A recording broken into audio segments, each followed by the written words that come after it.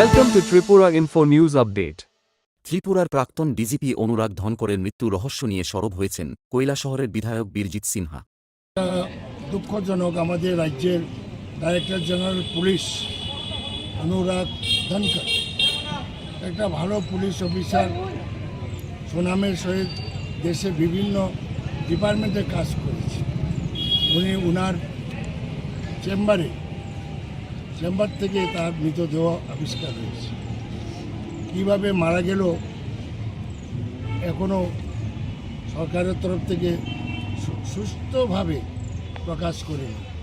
যদি বাথরুমের মধ্যে ফাঁস লাগিয়ে থাকে, কিসের মধ্যে ফাঁস লাগিয়েছে, ফাঁস লাগার সঙ্গে সঙ্গে সেখানে তো ফটো তোলা উচিত ছিল। প্রত্যেকের পকেটে তো মোবাইল আছে, তো এইসব দেখানো উচিত জনগণকে।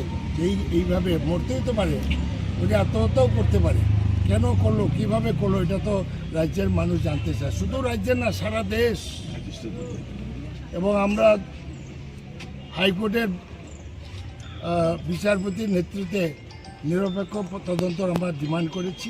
অপোজিশন পার্টি শুধু মনে হয় যদি কিন্তু আছে, যার কারণে গভর্নমেন্ট থেকে তড়িঘড়ি কোনো ডিসিশন নিচ্ছে না।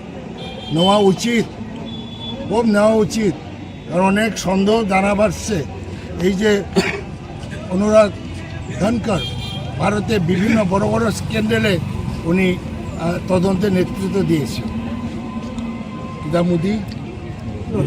নীরব মোদীর কেলেঙ্কারিতে উনি দক্ষতার সহিত